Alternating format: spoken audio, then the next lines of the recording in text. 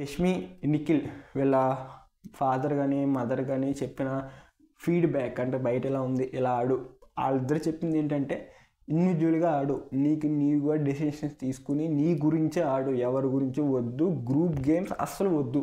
అలా యష్మి వాళ్ళ ఫాదర్ కానీ నిఖిల్ వాళ్ళ మదర్ కానీ ఇదే చెప్పారు. అంటే గ్రూప్ గేమ్ వదిలే, గ్రూప్ వదిలేంట్రా బాబు, ఇంకా 4 వారాలే ఉన్నాయి, మీకు ఏది అనిపించినా ఇండివిజువల్గానే చేయండి, అది మీ ఒపీనియన్ అయి ఉండాలి, మీ డెసిషన్ అయి ఉండాలని చెప్పారు.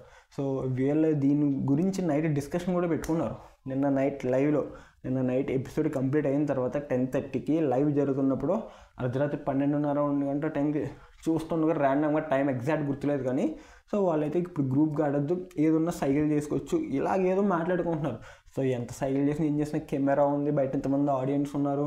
సో గ్రూప్ గేమ్ కాకుండా ఇండివిజువల్గా ఆడితే ఖచ్చితంగా టాప్ 5 మారే అవకాశాలు ఉన్నాయి. గౌతమ్ ఇండివిజువల్ ప్లేయర్ ఫస్ట్ నుంచి, నిఖిల్, యష్మి, పృథ్వీ, విష్ణుప్రియ, ప్రేరణ వీళ్ళందరూ గ్రూపిజంలో ఉన్నారు కదా.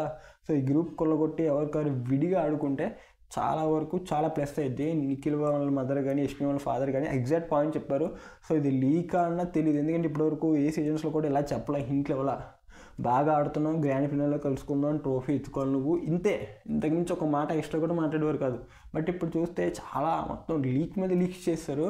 సో చూద్దాం, ఈజీ తెలుసుకునే గేమ్ మార్చుకుంటారా, మీరేమనుకుంటున్నారో కింద కామెంట్ చేయండి.